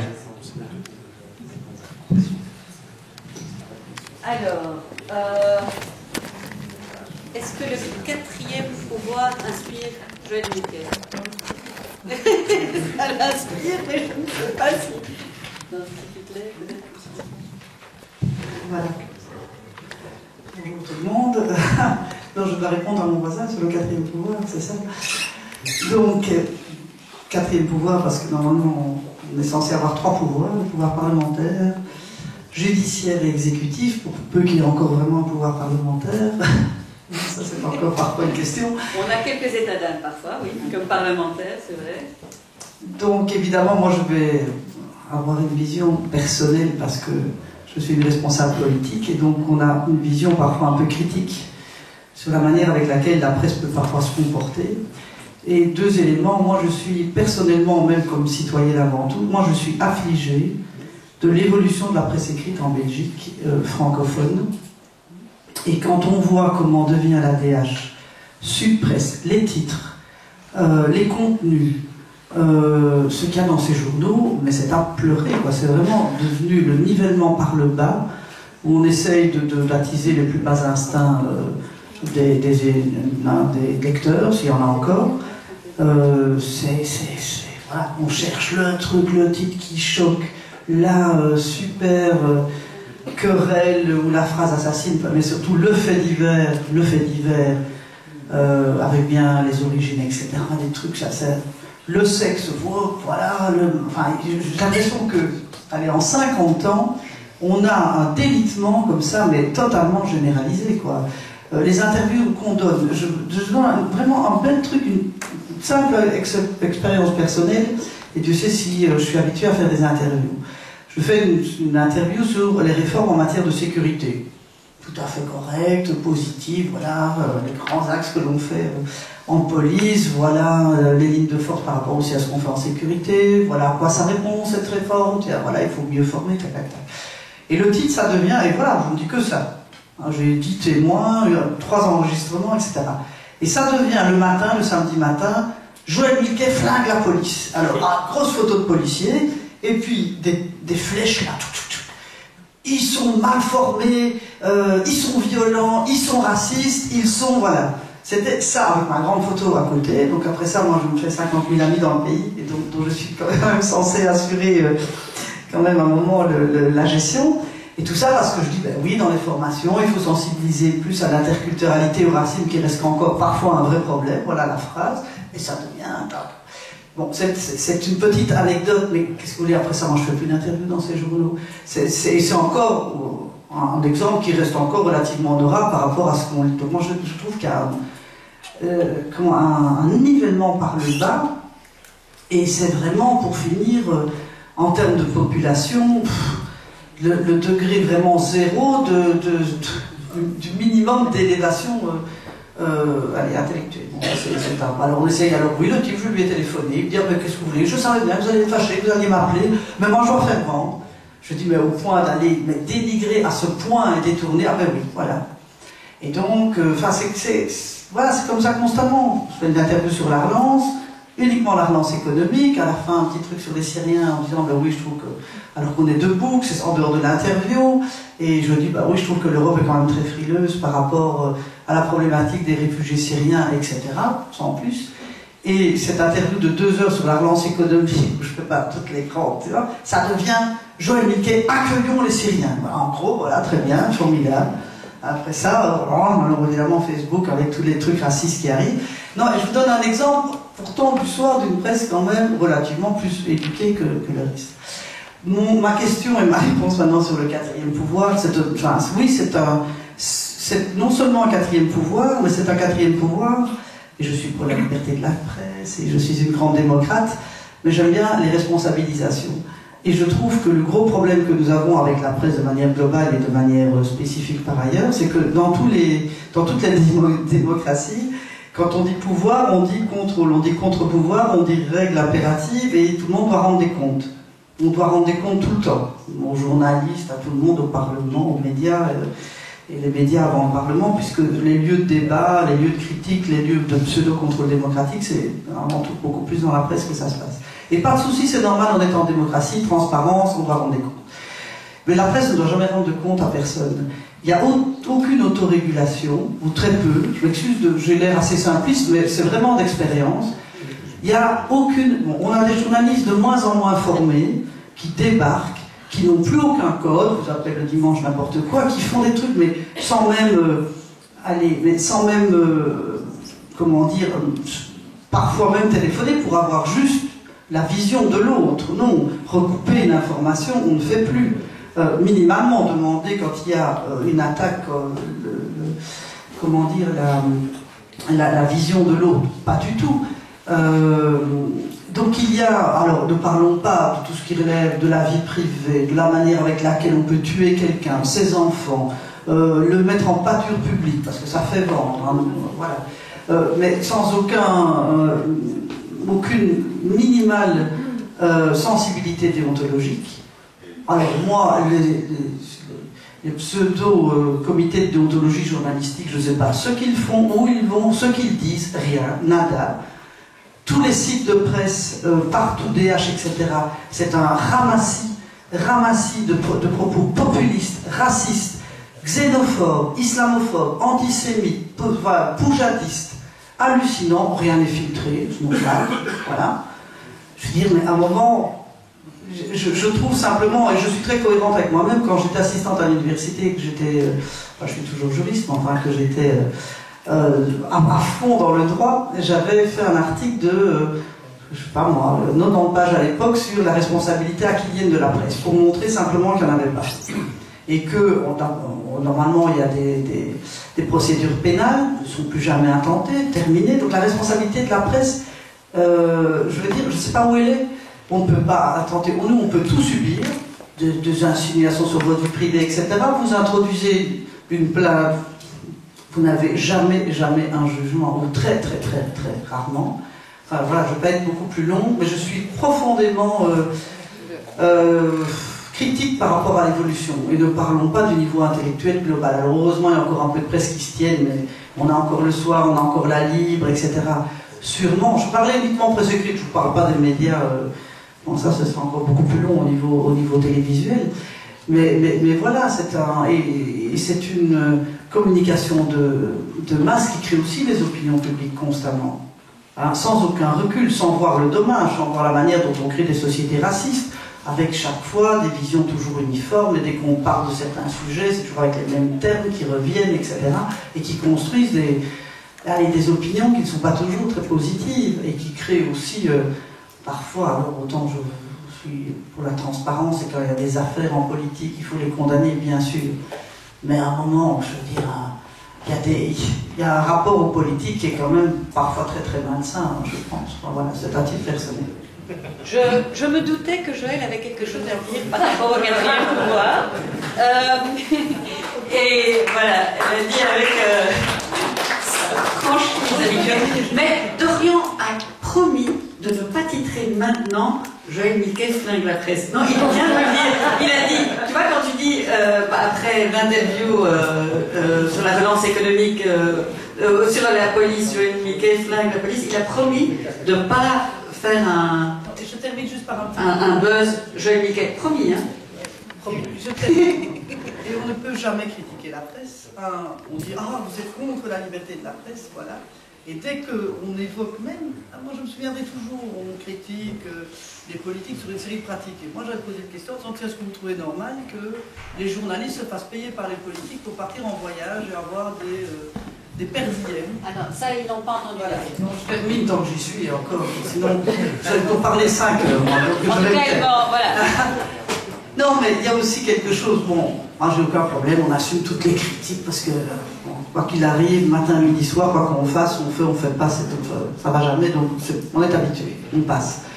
Mais quand on se permet, gentiment, subtilement, poliment, la moindre petite critique à l'égard ou du monde journalistique ou d'un journaliste, on est des antidémocrates, on est contre la liberté de la presse, et quand on vient même avec quelque chose que, par ailleurs, les journalistes nous reprochent constamment, alors là, c'est le grand silence radio, tout le monde est offusqué. Un simple truc, pratique qui me choque, j'ai déjà demandé 20 fois dans les gouvernements qu'on trouve des solutions, c'est cette pratique visant, en fait, à payer les journalistes pour partir en voyage avec les ministres, et en plus avoir des per diem, donc on les dédommage, c'est de l'argent public, etc.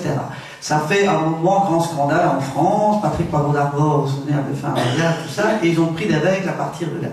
J'ai toujours proposé que, à la limite, l'ensemble des administrations et cabinets mettent dans un fonds l'équivalent des montants qu'ils avaient mis, et que ça finance au moins les journalistes qui veulent partir en mission selon leur propre choix. Je trouverais ça beaucoup mieux. Mais quand vous venez avec ça auprès des journalistes qui partent avec les ministres, personne qui trouve que c'est problématique, hein, alors que quand certains parlementaires partent en voyage, là on se gêne pas. Et il a raison, parce que des choses qui ne vont pas du tout. Et donc voilà, tout ça, je trouve qu'il faudrait une distance et une autocritique, et un rapport quand même à tous ces éléments qui soient un tout petit peu plus constructifs et un tout petit peu plus audacieux. Maintenant, je me tais. Question audace et franchise, en tout cas, on a entendu. Le droit de réponse, ici, à nos interlocuteurs, et puis on va s'en aller. J'aimerais juste d'abord, j'ai vérifié l'information Manif pour tous a bien été traité sur le livre.be. Il a été mis en manchette au moment de la manif. Si vous y étiez, c'est normal que vous ne l'ayez pas vu. Première information. Deuxième chose, c'est que je me doutais un tout petit peu que vous aviez une dent contre la presse, vu le nombre de contacts que j'ai avec votre attaché de presse. Mais donc, c'est. Je crois qu'il vous aide, donc c'est pas grave. Mais c'est lui qui a écrit le rédacteur. Ah, mais je l'ai envoyé il y a 2 jours. Hein. De la Ligue.be. Ah oui, pour la libre.be. Ah oui, d'accord, absolument. Mais c'est pas grave, c'est très bien. Et vous êtes pas du tout... Je n'ai pas une dent contre la presse, arrêtons. J'ai une dent contre les dysfonctionnements de la presse, que j'apprécie par ailleurs. C'est pas la même chose. J'ai une dent contre les dysfonctionnements en politique, et j'aime la politique par ailleurs. Donc, vous voyez tout de suite, j'ai une dent contre la presse. Non, mais attendez, mais c'est tout de suite le le journaliste qui répond. J'essaye de mettre des doigts sur des dysfonctionnements. Et je suis désolée, la gestion des sites, des journaux, c'est une honte. C'est une honte sociétale. Et allez. Point par point, parce qu'en fait, il y a des points où je suis entièrement d'accord avec vous. Je l'ai dit quand vous n'étiez pas encore arrivé. Les délits de presse, aujourd'hui, il y a eu un seul cas en cours d'assises. Donc ça dit bien que le problème des délits de presse n'est pas du tout réglé en Belgique. Je suis entièrement d'accord avec vous. Il y a tellement de points que les critiques. Non, mais je veux bien essayer de répondre à Maxime, mais les critiques par rapport à la presse, sincèrement, c'est comme vous en politique, si on n'aime pas les critiques, on ne va pas se métier. Parce que critiquer, on l'est tout le temps. Je le disais tout à l'heure, on met un édito en ligne, vous avez 50 personnes pour vous dire que votre édito est nul, mal torché, que c'est de la merde, etc., etc. Donc vous êtes vraiment critiqué de façon très fortement. Oui, les critiques sont souvent sur la méthode sur laquelle vous écrivez. Non, les éditos pas. Pas par les lecteurs, ça je ne sais pas. Non, mais si, ça je vous. Les éditos, c'est. Il y a même des journalistes qui préfèrent leur édito ne passe pas sur le site parce qu'ils en ont marre de se faire, critiquer. Pour la formation des journalistes, entièrement d'accord. On a un vrai problème avec les jeunes qui arrivent. On a des stagiaires tout le temps. Des stagiaires sont censés être en dernière ou avant-dernière année. Et on a des cas hallucinants où ils appellent des médecins, ils font tout un entretien, puis le médecin m'appelle 2 heures après en disant pourquoi est-ce qu'il y a un article avec mon nom sur votre site. J'ai jamais été contacté par un journaliste. Oui, vous lui avez parlé il y a 2 heures. Voilà, cette personne ne s'est jamais présentée comme étant journaliste. Ça sort d'une école de journalisme. Donc c'est une véritable catastrophe. Et là, je suis entièrement d'accord avec vous. Pour les propos populistes et autres, on revient à toute la problématique de la modération. Je disais, nous, on est en train de le changer, mais ça restera. Il y a beaucoup de chances que les propos populistes et tout ça restent. Évidemment, tout ce qui est antisémite, islamophobe, homophobe, tout ça, évidemment, là, il y a un problème s'il continue à perdurer. Donc là, on doit prendre les mesures nécessaires. Mais c'est pas toujours évident, de plus qu'on ne doit pas prendre des procédures juridiques contre tout le monde. Mais je suis entièrement d'accord avec vous, c'est quelque chose qui pose problème.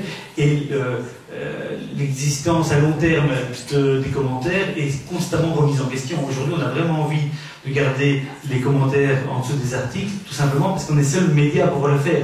Mais on ferme quasiment systématiquement, en tout cas sur la Libre, tous les commentaires à des sujets dont on sait que ça va déraper. Que ce soit sur les Afghans, justement, sur toutes les questions sociétales qui se posent en France. Évidemment, je suis d'accord avec vous. Au niveau de la responsabilité des médias et des personnes dans la chaîne, là aussi, je suis d'accord avec vous. On doit prendre ses responsabilités et on doit pouvoir remettre en cause, de façon très sévère, j'ai envie de dire, quand il y a des véritables dérapages. Maintenant, il faut voir un peu dans quelle manière il y a moyen de le faire. Pour les voyages de presse, c'est quelque chose de délicat, ça m'est jamais arrivé, donc à titre personnel. Non, mais j'essaie de. Mais je comprends très bien les journalistes qui vous répondent. Nous, ça nous va très bien, parce que s'ils vont voir leur directeur de rédaction en disant voilà, j'ai envie de partir 2 semaines, mais jamais. Donc il n'y aurait plus aucun journaliste qui quitterait Bruxelles, en tout cas pour notre groupe, à mon avis, c'est sûr. Donc là, je comprends qu'ils se disent, c'est encore la seule manière qu'on a de suivre un ministre en voyage, d'aller sur le terrain. Et d'ailleurs, souvent, vous ne me démentirez pas, quand ils vous suivent, ils partent la moitié de la journée faire un autre reportage et puis ils reviennent. Moi, j'ai pas pris de journaliste. Ah oui. Pas quand je suis parti.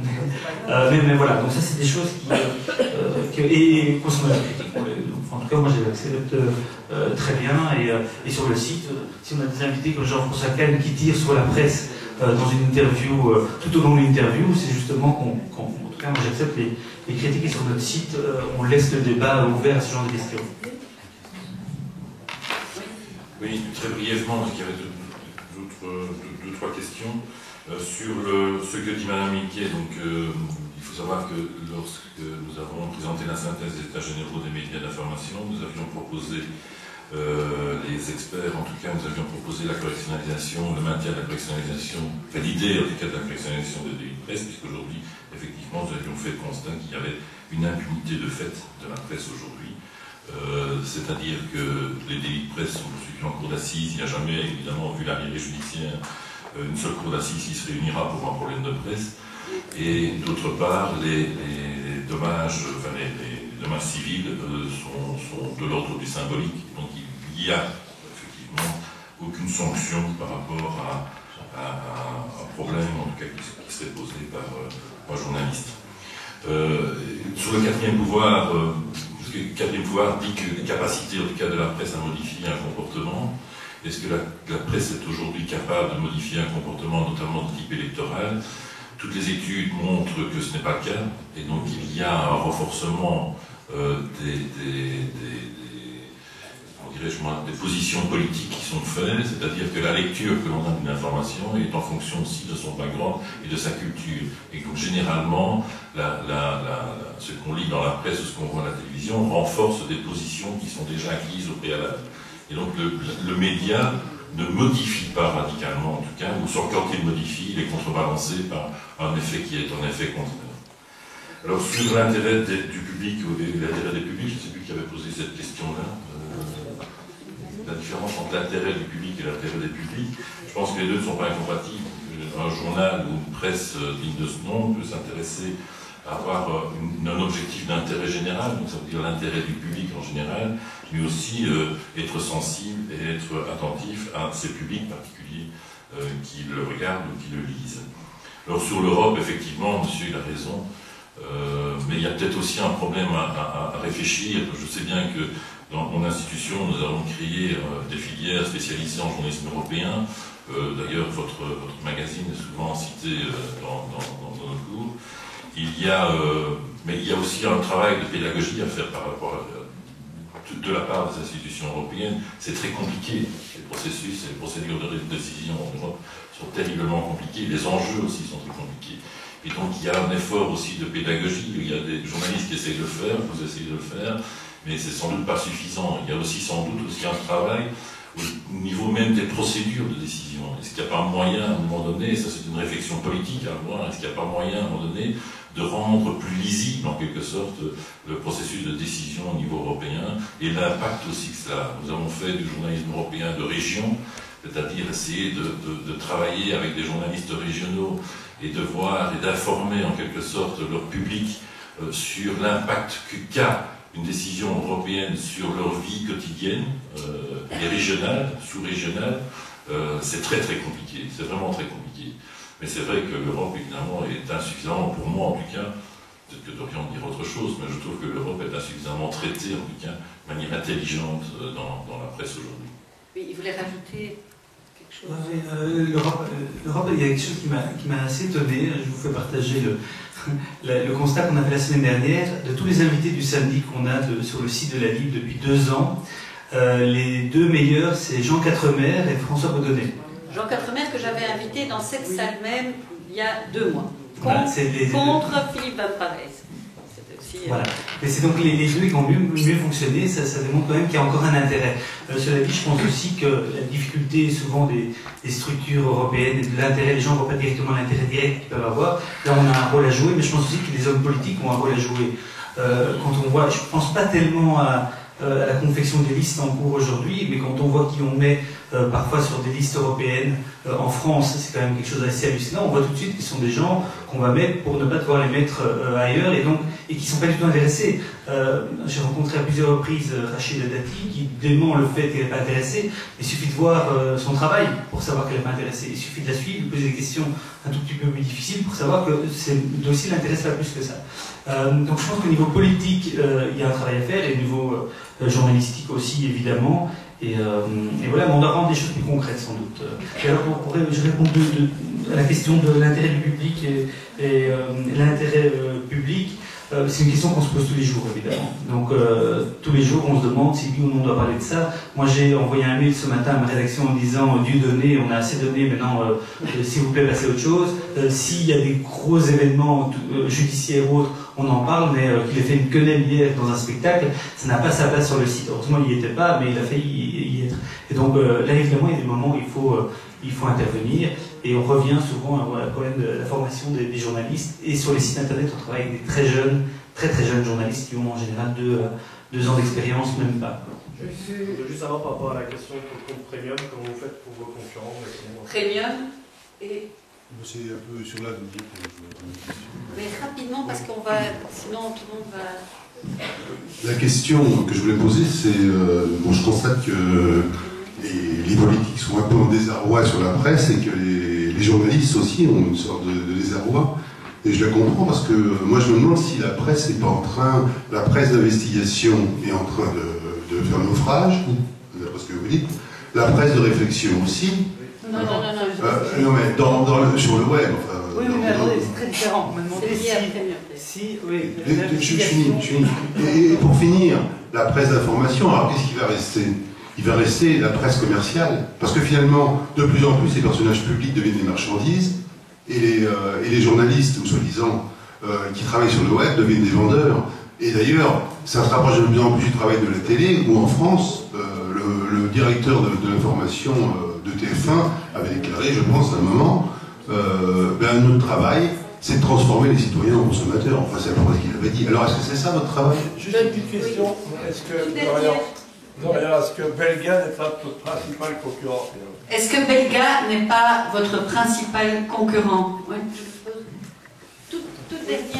Toute dernière question, rapidement. Moi, comme nos amis de Rakiv, on est en sole players en presse européenne, Brussels diplomatique, en presse régionale depuis tout le temps, Brussels Star. Mais je reste très intéressé et je lis tous les jours la presse papier. Et je me dis au fond que la plupart des quotidiens qui ont disparu sont des quotidiens à l'époque qui ont disparu pour des questions de rotative. Ces rotatives étaient très chères à se financer, que ce soit à l'époque La Cité, Le Peuple, La Wallonie, etc.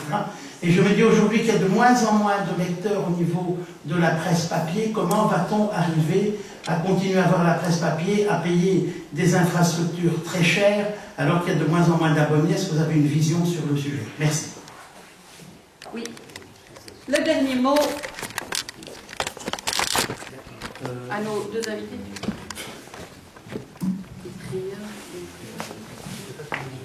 Très bien, comment ça va fonctionner? C'est ça? Oui, ça va pas. Mais c'était l'aspect. Comment est-ce que vous vous mettez d'accord avec les concurrents pour faire un compte premium ou comment ça marche? Parce que si vous faites un compte premium et que par exemple le soir n'en fait pas, est-ce qu'il aura plus de visibilité? Oh, bah, écoutez, je vais vous répondre très honnêtement. Il y avait un accord oui, le soir d'un. Il y avait un accord il y a 2 ans, 1 an et demi, c'était en août 2012, pardon. Il y avait un accord entre les éditeurs pour partir ensemble, travailler ensemble. Et en pleine vacances, on a reçu un mail de Rossel nous disant on lance notre produit en septembre. En d'autres termes, on ne travaille pas avec vous. C'est dommage, ça aurait été justement un moyen d'avoir un accès, un pseudo, un nom, et puis après vous partez avec votre login où vous voulez. Et aussi, il n'y a pas qu'un modèle. L'Echo, par exemple, a le premium le plus fermé qui existe.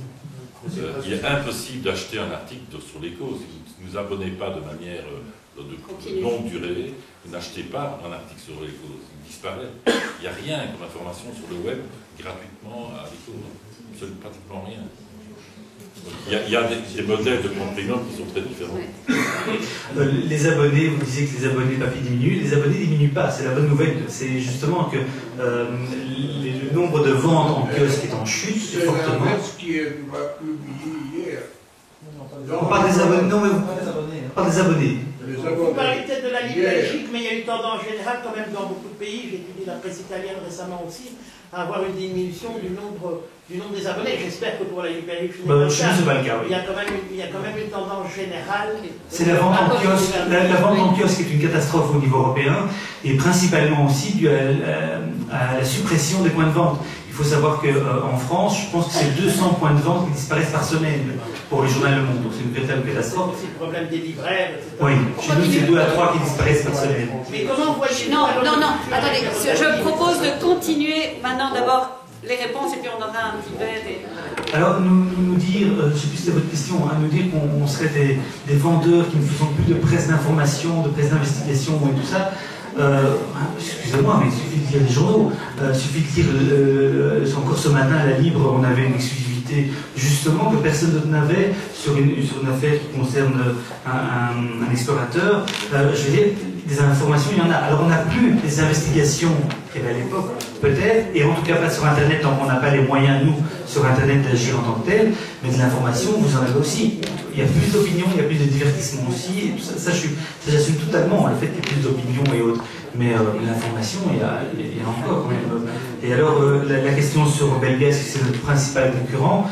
Belga est avant tout un fournisseur de contenu, avant tout, et le risque de le voir prendre nos informations et les donner à tout le monde, évidemment. Mais là, normalement, en tout cas, quand on passera dans le payant, la chose sera réglementée, en tout cas réglée entre les médias. Merci. Juste une chose, c'est que la notion même de scoop, telle qu'on l'entendait encore il y a une vingtaine d'années, c'est une notion qui a disparu. Le scoop aujourd'hui, il n'est plus tenable, puisqu'il y a, dès qu'un journal sort une information, dans la minute, dans les secondes qui viennent, cette information a été publiée. L'information, les sources d'information, les circuits de l'information n'est plus du tout le même qu'il y a 20 ans. Il y a eu un crash il y a quelques années aux Pays-Bas sur l'aéroport, je crois, de Schiphol. Les premières images qui sont parvenues aux chaînes de télévision et aux rédactions de la presse écrite, c'était des images d'un kidam qui passait par là et qui a photographié l'avion qui se crachait. Donc aujourd'hui, l'information n'appartient plus nécessairement aux journalistes et à la presse, elle appartient à tout le monde. En fait, les hommes de presse et les femmes de presse demain, c'est vous et moi. Hein. Donc on est aujourd'hui, avec nos smartphones, on est aussi en quelque sorte des reporters en puissance. Donc la question demain, c'est pas le nombre d'informations, c'est pas la diversité de l'information et des médias, c'est d'où vient l'information, qui la produit et pourquoi elle est présente. Et là, effectivement, il y a le rôle du journaliste. Et le rôle du journaliste devra se redéfinir. Toutes les rédactions réfléchissent à ça aujourd'hui. Quel est notre rôle au corps dans 10 ans, dans 15 ans? Est-ce qu'on sera encore là? Le rôle du journaliste demain, ce sera de valider les informations qui vont circuler un peu partout, les attester en quelque sorte et les décrypter. Parce que l'information, elle est présente partout. Donc la diversité est assurée, à la limite le pluralisme est assuré, mais le problème c'est la validité de l'information. Et donc pourquoi? C'est les deux questions qu'il faudra se poser à l'avenir. Un grand merci à nos collaborateurs. Merci. Et merci d'avoir eu un débat. Ça m'aurait chagriné d'avoir un débat pas un peu animé. Quand on parle de presse, ça a été le cas. Donc ça fait bien plaisir. Je signale simplement autre sujet, mais comme ça, je vous le signale, j'enverrai une invitation bientôt, comme je fais ça à chaque fois sur les sujets. La semaine prochaine, c'est un autre sujet d'un tout autre calibre, qui est le sujet de l'euthanasie des mineurs, où j'ai invité 2 politiques et des médecins qui ne pensent pas la même chose. D'un côté, André Dubus, de l'autre côté, Jacques Brocchi, des médecins qui sont pour ou qui sont contre. Et donc, voilà, c'est un débat aussi où j'ai voulu donner la parole à des thèses différentes. Un grand merci parce que c'était bien engagé, justement. Je ne sais pas si la presse l'est, mais en tout cas ici, c'était bien engagé. Merci beaucoup.